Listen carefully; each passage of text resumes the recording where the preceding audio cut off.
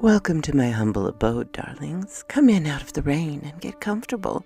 I have a story to tell you, and I hope you enjoy. If you do, be sure to like, comment, and subscribe.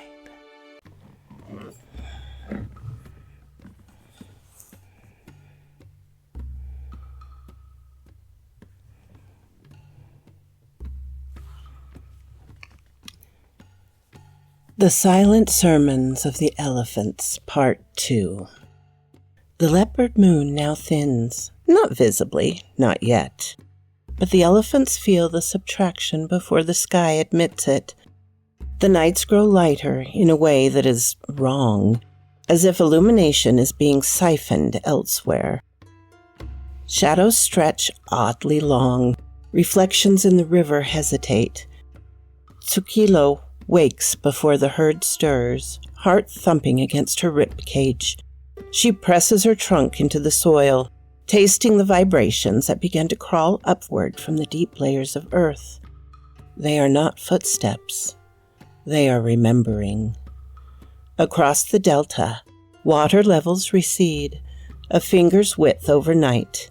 Marabou strokes circle, but do not dive. Weaver birds abandon half-finished nests. Threads of grass dangling uselessly from the branches. A serval drags a kill into the open, abandoning cover as if secrecy no longer matters. Predators feel safer when the elephants prepare. That alone frightens Tsukilo.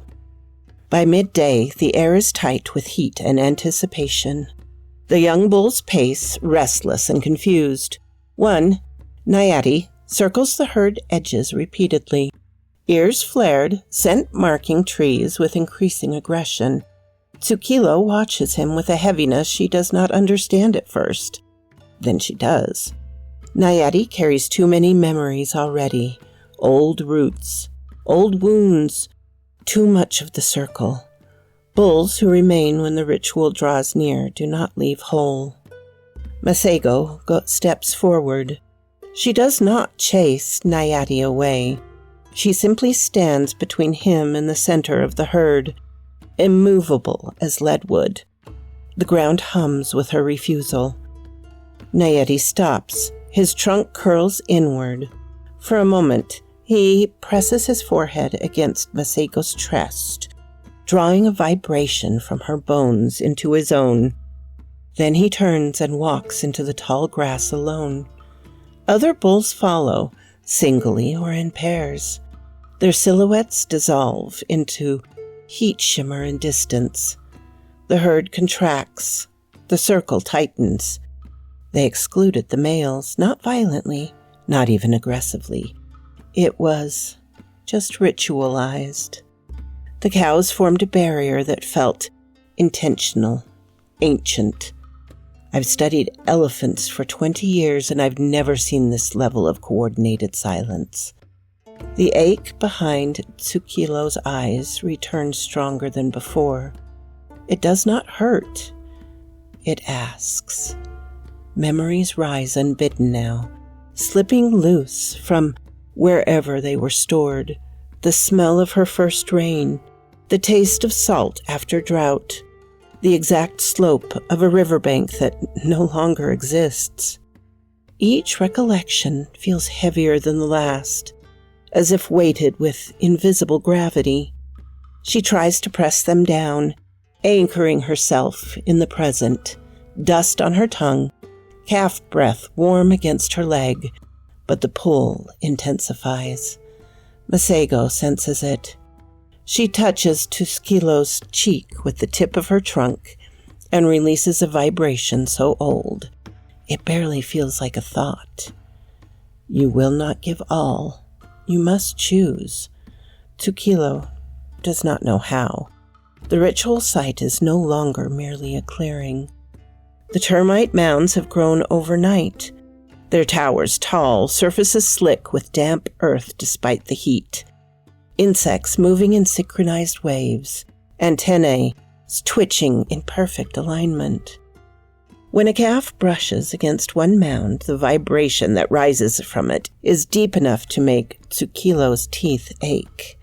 The baboa at the edge of the clearing pulses faintly, its bark warm, sap moving in irregular rhythms. Jackalberry leaves curl inward as if shielding themselves. The elephants begin to arrange themselves, not consciously, not with instruction. The circle forms as it always has. Calves on the outer edge, matriarchs closer in. Bodies angled inward towards the tallest mount. Silence settles like sediment. Masiago steps forward alone. She lowers herself onto her foreknees, forehead pressed into the cracked earth. Her tusks scrape slowly, deliberately, carving shallow arcs into the soil. Tsukilo feels the moment Masiago releases the memory. It is not seen. It is felt. A surge of impressions ripple outward. Dry season survived. Calves lost. Paths remembered and then deliberately forgotten. The ground hums as Kuyeya Oboro feeds. The air grows heavy. The mound darkens. Somewhere beneath it, something vast inhales. Masiago rises slowly, unsteadily. Her eyes are clear, but something essential is missing. An ease, a certainty Tsukilo had always relied upon. Masiago steps back into the circle. She does not look at Tsukilo. The pressure turns toward Tsukilo. Not a command, an expectation. She steps forward because her body knows the pattern, even if her mind resists it. The earth beneath her feet vibrates, encouraging, hungry. She kneels. The memories surge. Too many, too bright. Tsukilo panics, the instinctive fear of prey rising in her chest. As she releases them all, she will remain alive but hollow, a leader without a past, a matriarch without a map. She clamps down. She selects. The memory she offers is small but sharp. The moment she realized her mother would not rise again.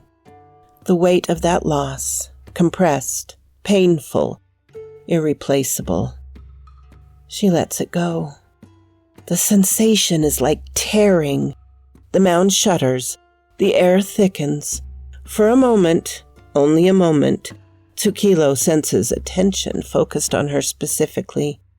An awareness vast enough to blot out the moon.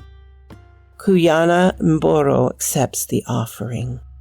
But it lingers, unsatisfied. As the ritual wanes, wildlife edges closer. Spotted hyenas sit in the clearing's edge, eerily quiet. A rock python coils near a fallen acacia, tongue flicking as if tasting something that should not be airborne. Hippos surface silently in the nearby channel, eyes reflecting moonlight like drowned stars. Nothing attacks, nothing leaves. The delta has become an audience. Field note. Voice recording last known. Nyasha, local ranger. The elephants aren't worshiping it, they're containing it. The memory loss isn't devotion, it's payment. And I think something is changing. The moon feels closer than it should. The ache behind Tsukilo's eyes returns stronger than before. It does not hurt. It asks. Memories rise unbidden now, slipping loose from wherever they were stored. The smell of her first rain, the taste of salt after drought, the exact slope of a riverbank that no longer exists. Each recollection feels heavier than the last, as if weighted with invisible gravity. She tries to press them down, anchoring herself in the present, dust on her tongue, calf breath warm against her leg, but the pull intensifies. Masiago senses it. She touches Tsukilo's cheek with the tip of her trunk, and releases a vibration so old it barely feels like a thought. You will not give all, you must choose. Tsukilo does not know how. The ritual site is no longer merely a clearing. The termite mounds have grown overnight, their towers tall, surfaces slick with damp earth despite the heat. Insects move in synchronized waves, antennae twitch in perfect alignment. When a calf brushes against one mound, the vibration that rises from it is deep enough to make Tsukilo's teeth ache. The balboa at the edge of the clearing pulses faintly, its bark warm, sap moving in irregular rhythms. Jackalberry leaves curl inward as if shielding themselves. The elephants begin to arrange themselves, not consciously, not with instructions.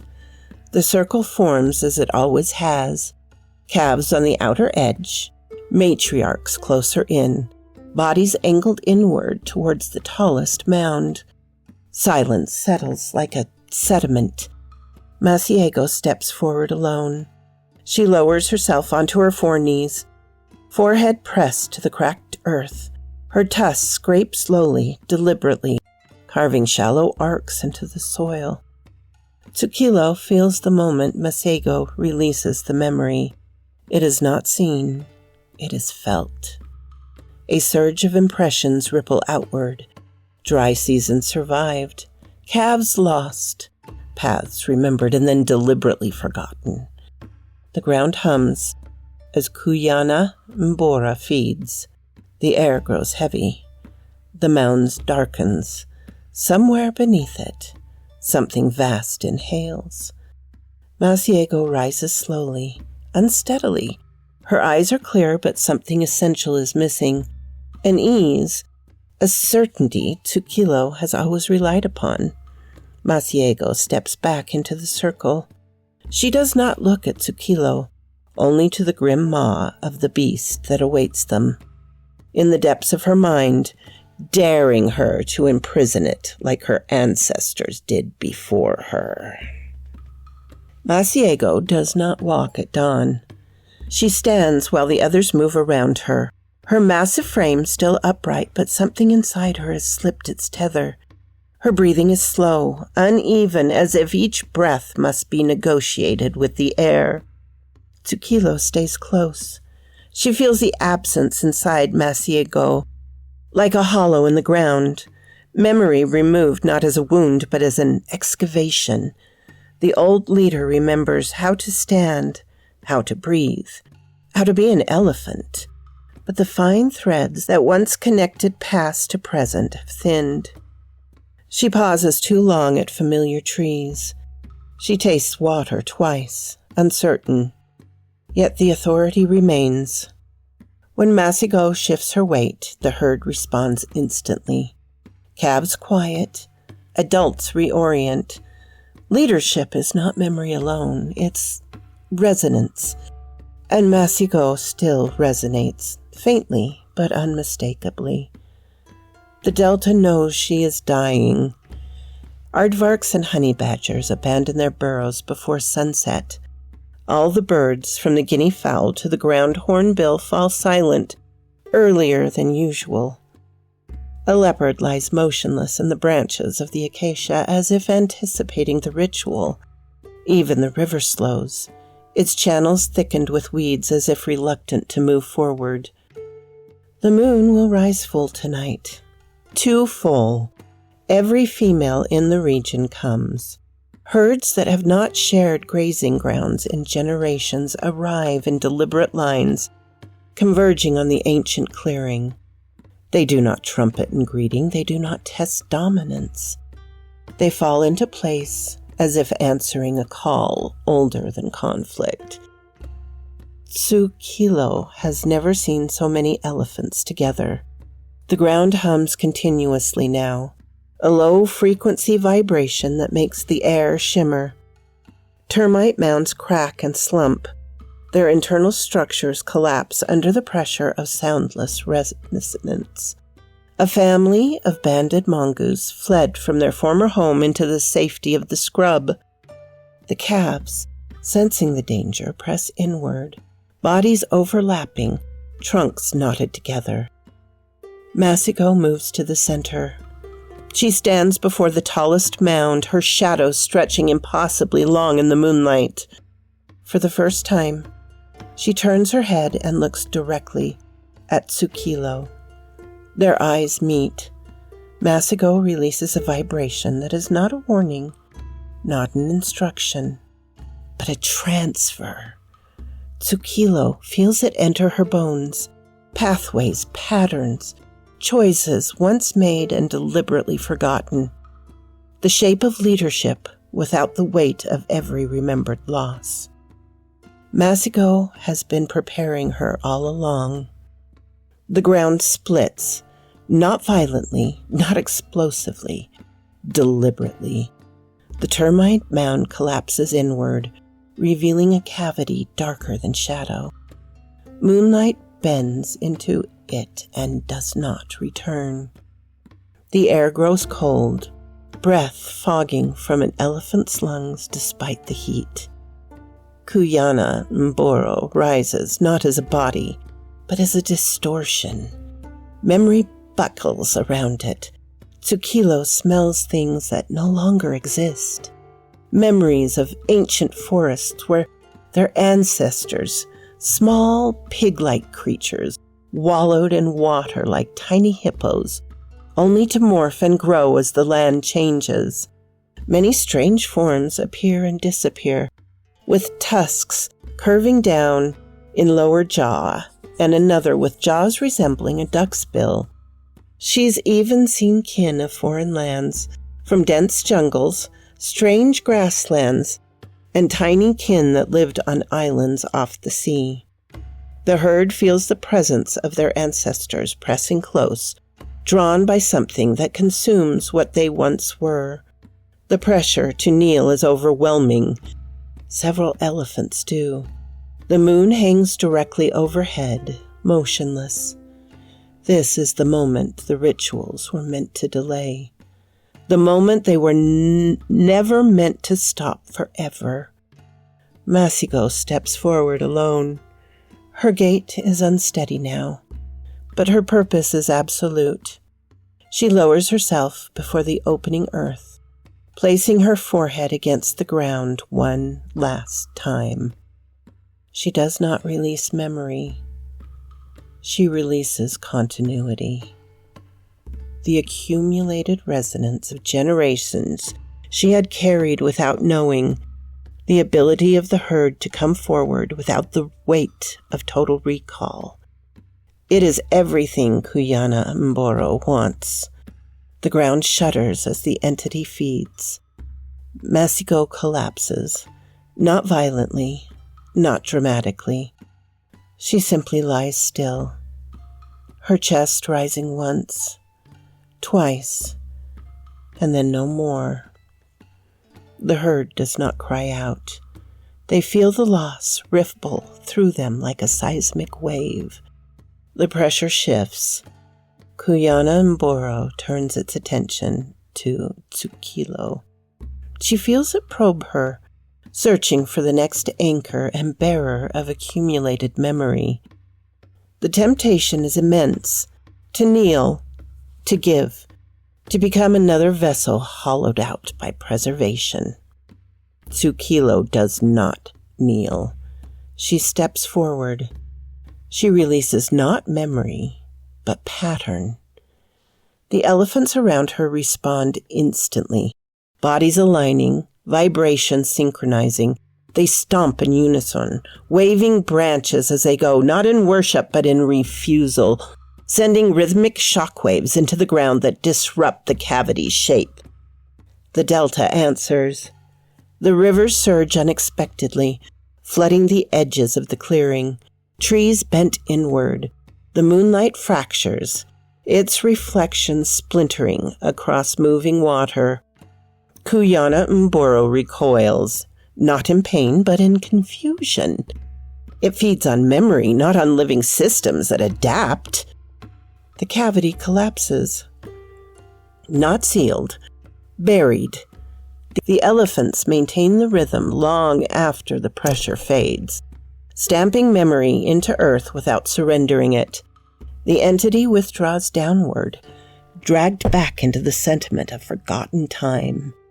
The moon resumes its movement. The night exhales.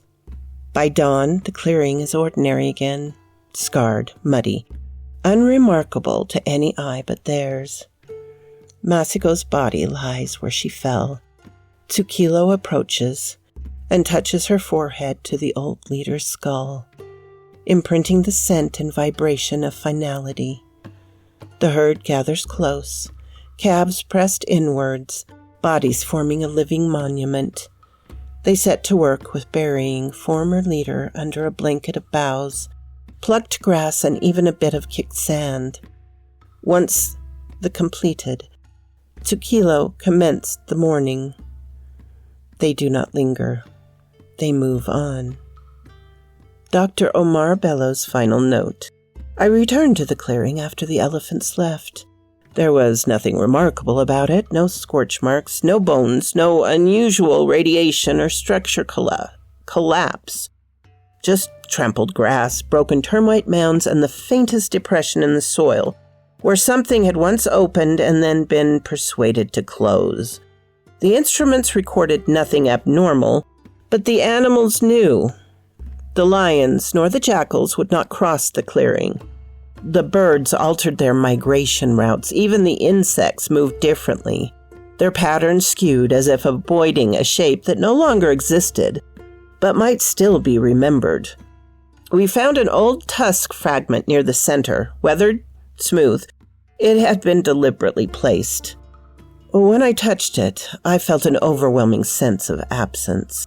Not fear, not pain, but the certainty that something had been taken so completely that it could no longer even be named. The elephants have not returned. Perhaps they never will. Or perhaps this is what survival looks like at their scale, knowing when to remember and when to leave a place behind forever. We like to think of ourselves as the only animals who carry gods. We are wrong. Some faiths do not ask for belief. They ask for forgetting. The weeks that follow, the delta stabilizes. Wildlife returns cautiously. Fish eagles hunt again. Hippos resume their noisy patrols. The moon cycles feel distant. Tsukilo leads differently. She allows forgetting. She reroutes paths. She avoids old clearings. She teaches through motion, not memory. Some rituals will never be repeated. That's the point. Far beneath the earth, Kuyana Mboro once again sleeps, full. But for now, the elephants have learned how to move forward without feeding it. And that knowledge, passed not as a memory, but as behavior, may be the most dangerous thing of all. So quoth this raven. I really like this story. Well done, Alex. It has some beautiful, beautiful imagery in it, and hits home with me as my mother is suffering more and more with dementia and the loss of memories.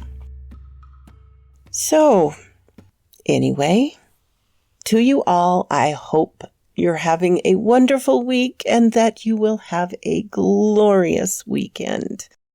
And we'll see you next week, my darlings. Bye-bye. What? You're still here after the whole story? I really appreciate that, darlings.